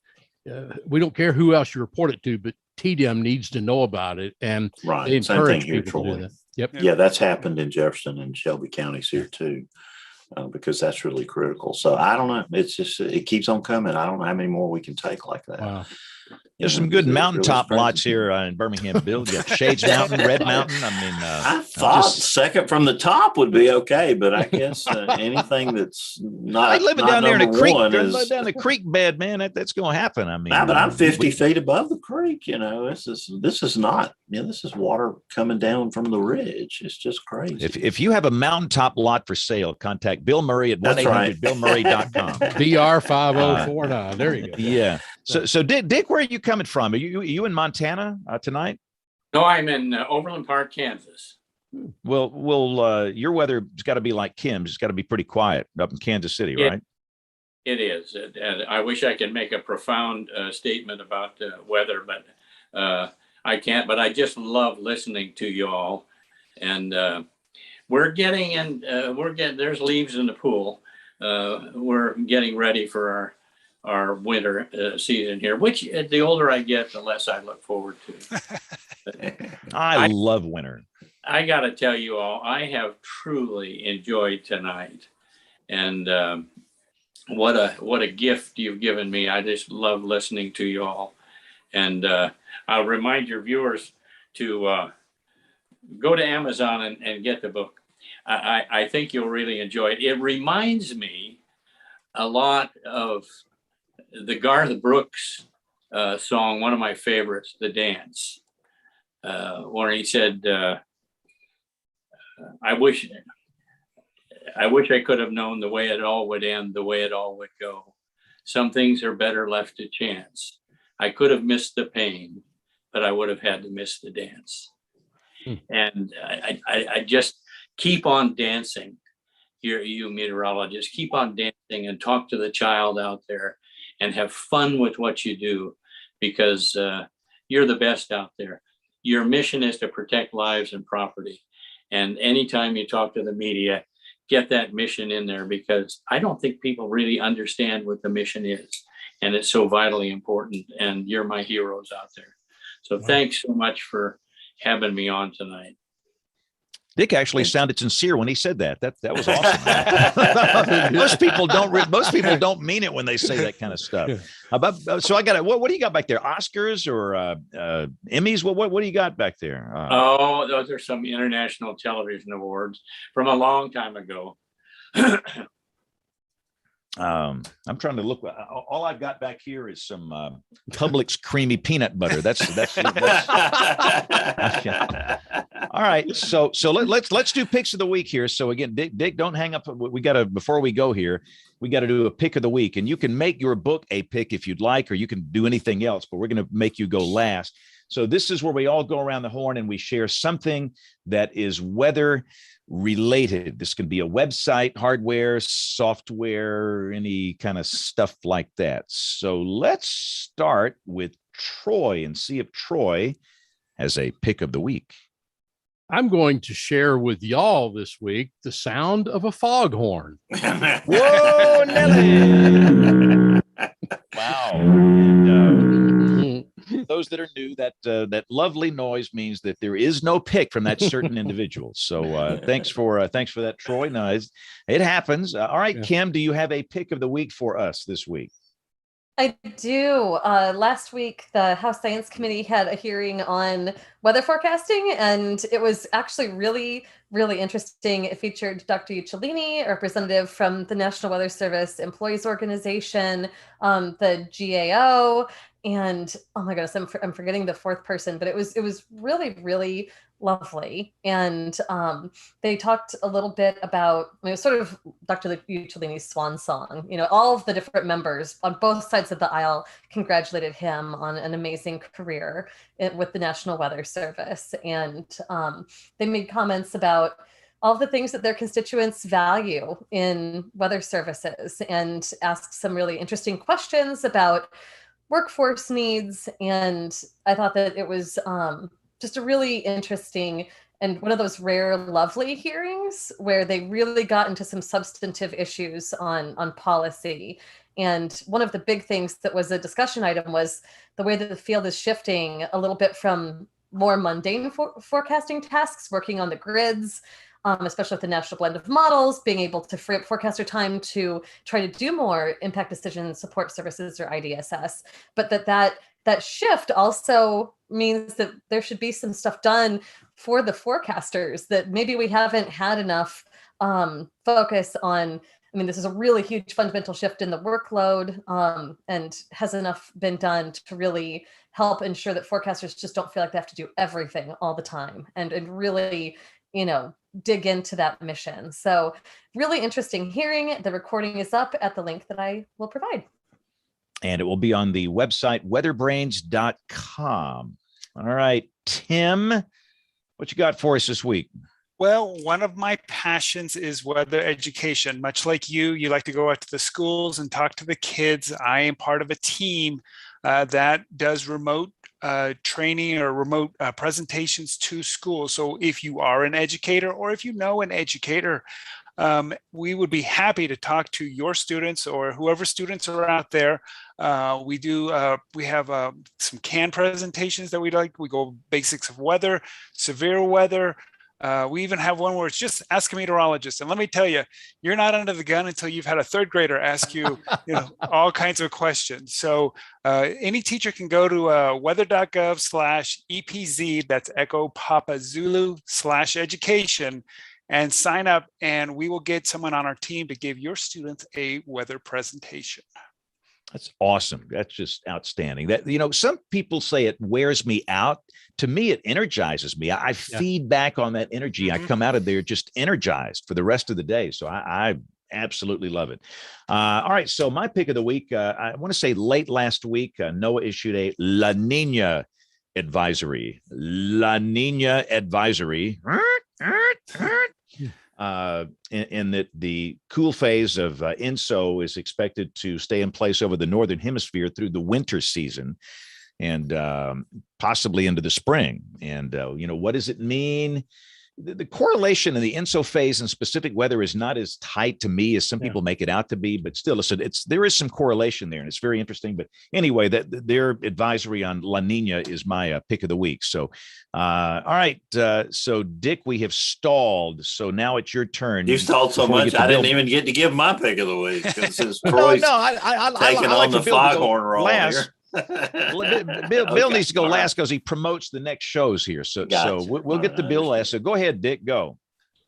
Giving the pick of the week in a meteorology conference is like going to a brain surgery thing. Just Dick, take over the operation, will you? My pick of the week is to teach again. The graduating class up there in the East Coast, they used to call it ERDLIP, and now it's called class. And I get to listen to what these students have learned in the 2 years that they go through this course with mentors, and they're going to be the future leaders someday of the agency. And I get to critique their speeches of what this means to them, that the 2 years means to them. And one time I jumped up and I at the end of this guy's speech, and I said, I feel like Bruno Tominelli on Dancing with the Stars. I want to see more tango, please, more tango.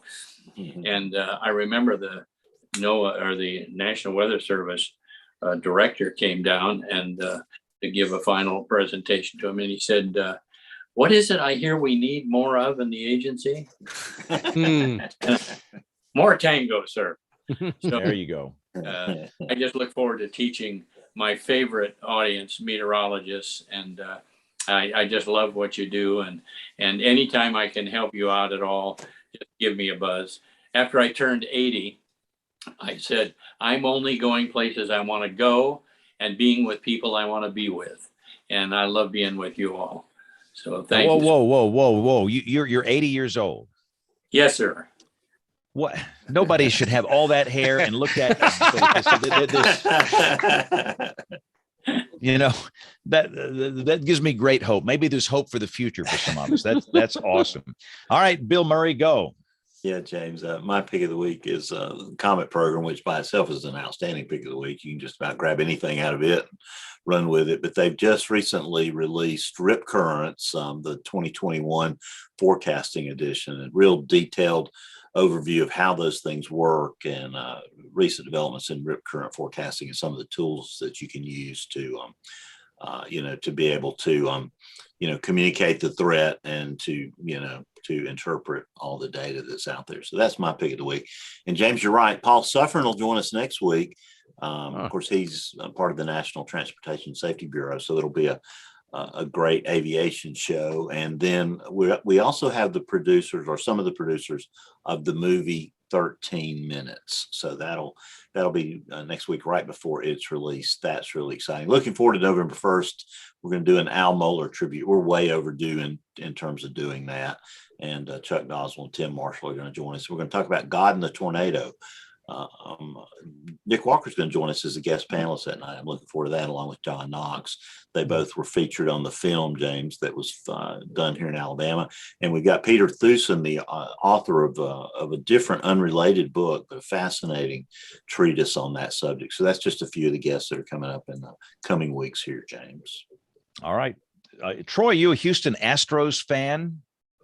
Nah, I'm more into the college football thing, I think, and I've been enjoying my Aggies of late. No offense.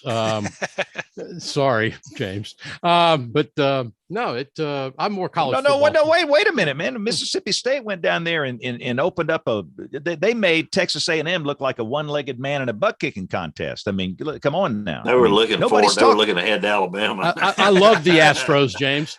So they're down 9-0 in the fourth inning. Yeah, about to say, man. The Red Sox cannot watch the Braves. 9-3. So, is it 9-3 now? Yeah, the Astros just got a 3-run homer, so it's 9-3. Well, I can't watch the Braves. They're in the NLCS, and I thought last night I'll let them get started. And they start off pretty good, and then I turn it on, and Corey Seager hits a 2-run home run for the Dodgers. I'm like, it's off. I'm not going back. So I looked this morning and they won 5-4, and another thrilling victory. And I totally missed it because thanks, all you Atlanta fans can thank me, because if I watch, they're going to lose. So I will be sitting on the sidelines probably till early November. I think it's going to be Dick, the Reds. We call this the sports brains. Okay. Yeah. So, baseball brains. Baseball brains. I'm sorry. Okay. I think we got the Red Sox and the Braves in a World Series this year. I mean, and if that's the case, nice. I'll be Boston bound. I got to, I was there in 2018. I'll be back up for a game. But anyway, Dick, plug away. Books, anything you want to plug. Here's your last chance. Go. Well, the 5 o'clock volleys, I hope people do that. Listening about sports, I used to run the network camera in the Royals dugout. And so I had all steals from first to second. I had left-handed pitchers because they faced me, and I had right-handed batters that faced me. So if I had a right-handed batter that was known to bunt and a left-handed pitcher and a runner on first that was known to steal, I was a pretty busy guy there on camera 5. So wow. I did all the games for probably 5 years out at the stadium, and just thoroughly enjoyed it. But nobody enjoyed it more than the neighborhood kids, because the balls that were left on the floor in the dugout, I would put them in my pocket and go home. And the kids would be waiting and say, "Oh, did you bring a ball for me?" "Yeah, here's one from the dugout." So, wow. Oh yeah, that's awesome. So is there a way people can contact you, Dick, if they want to do that? What's the easiest way to get in touch with you? Oh, at rwbrundage@gmail.com. There you go. Easy enough. So listen, this was a great show. Thanks to everybody. And for those that are new, WeatherBrains is typically produced every Monday night at 8 o'clock Eastern, 7 o'clock Central. That's our new start time. Most people that watch, they watch at live.bigbrainsmedia.com. But we know that most of you listen to the audio podcast version. If you'd like to get in touch with us, the address is email@weatherbrains.com. The show notes, picks of the week, everything else will be on the website, weatherbrains.com. So on behalf of the entire WeatherBrains crew, I'm James Spann. Thanks for listening. Have a great week and God bless. Thanks, Dick. Thanks, Tim, for suggesting him. Thank you, everyone. Dick, thank you. Thanks, Dick and Tim. Enjoyed it.